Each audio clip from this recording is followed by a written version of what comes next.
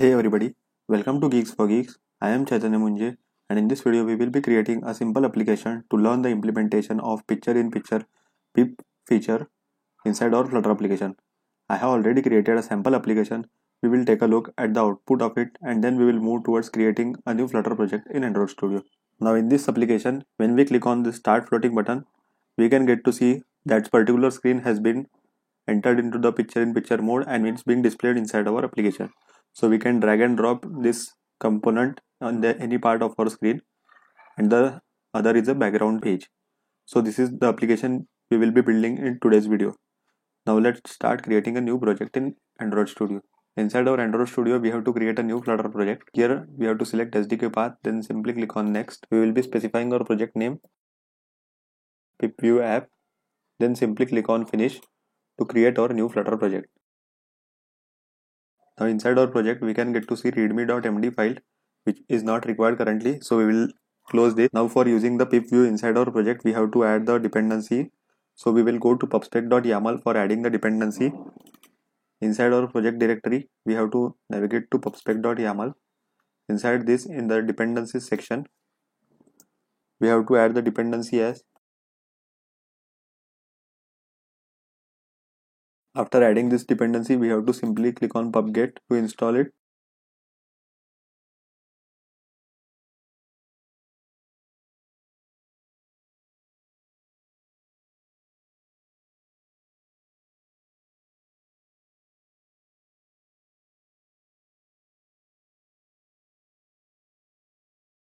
Now we can get to see our dependency has been installed. After that we have to go to lib folder, then our main.dart file. Inside this, firstly we will be removing this theme which we will be not using currently. Then we have to remove this home page. First we will be creating a separate dart file inside which we will be creating for both of the pages, that is our background page as well as the page inside which we have to display a pip. Then we have to remove this one as well. After that, inside our title we have to specify the title as pip view. Then we have to create a separate dart file, so we will go to our lib folder, right click new, then we will be creating a dart file as pip view. Inside this dart file we will be creating firstly a stateful widget, and inside this we have to specify the class name as pip view. After that we have to import material.dart firstly. Then inside this, instead of container we have to change it to scaffold, and inside scaffold we have to specify the app bar. Now inside this app bar we will be specifying the title which is in the text, so we will be adding a text widget. Inside this we will be specifying the title as pip view. Then after we have to specify the body, so for body we will be again creating a separate stateless widget as our home screen.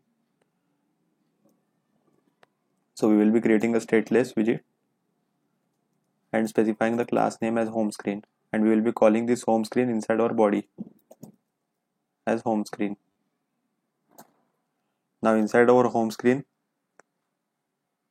instead of container we will be using the pip view.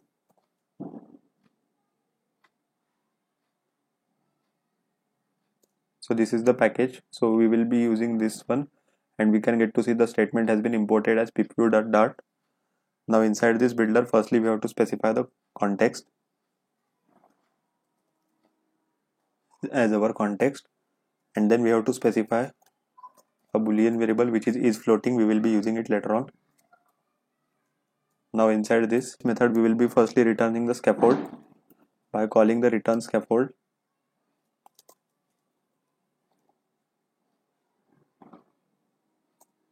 Inside this scaffold method we will be specifying the resize to about bottom insert, and here we will be changing the variable is floating. Then after we have to specify the body, and inside the body we will be adding the widget as safe area. Inside this safe area we will be specifying the child as a center. Inside this center child we again have to specify a child as a padding.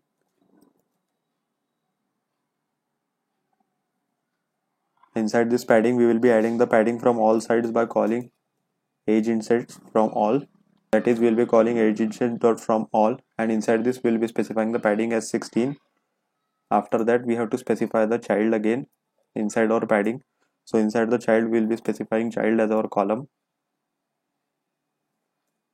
Inside column, we will be specifying the cross axis alignment, and we will be specifying cross axis alignment dot stretch. After adding this, we have to call the children, inside which we will be adding all our widgets. So first widget will be our size box for adding the height from the top action bar. Inside this, we will be specifying the height of 100. After creating this size box, we will be creating a center child, inside which we will be adding our text. So inside this, we will be creating a child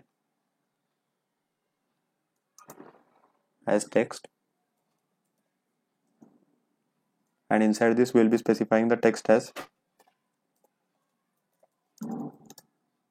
this is the pip window. After creating this text, we have to again add a size box, and inside this size box we will be specifying the height again as 50. After that, we have to add a material button which is used for the click action, and inside this material button we have to specify the on press. So inside our on press method, we will be simply calling pip view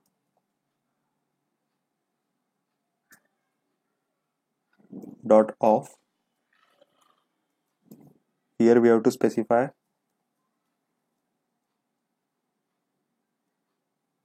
pip view, and inside this we have to simply call then dot off. Here we have to specify the context, then we have to simply call present below, and inside this we have to specify the background screen. So we will be creating a separate class for our background screen. After adding this on click, we have to add the child for our material button. So we will be adding the child. Inside the child, we will be specifying the text. Inside the text, we will be specifying data as start floating.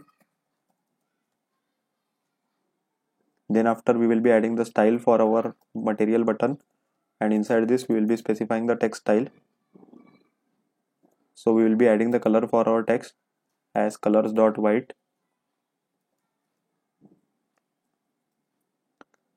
After that, we will be adding the color for our button by calling simply color parameter, and we will be getting the color from our theme, that is by calling theme. Inside this we are specifying our context, then we will be simply calling our primary color. Now after adding this button, we will be creating a background screen, and we will be calling it inside our present below. So for creating a background screen, we have to create a stateless widget, and here we have to add a semicolon. Now we will be creating again a stateless widget, and inside this we will be specifying the class name as background screen. Inside this background screen, in the instead of container, we will be changing it to scaffold, and inside this scaffold we will be firstly specifying the safe area, and inside this safe area we will be specifying the child as our padding. Inside padding, we have specifying the padding from all sides by calling edge insets dot from all, and inside this we will be adding the padding from all sides as 16. Then we have to specify the child. Inside the child we will be adding the center. Inside center we have to display a simple child as a text, so we will be calling the text child, that is text widget. Inside this we will be specifying message as this is the background page. Now we have to call this background screen inside our present below.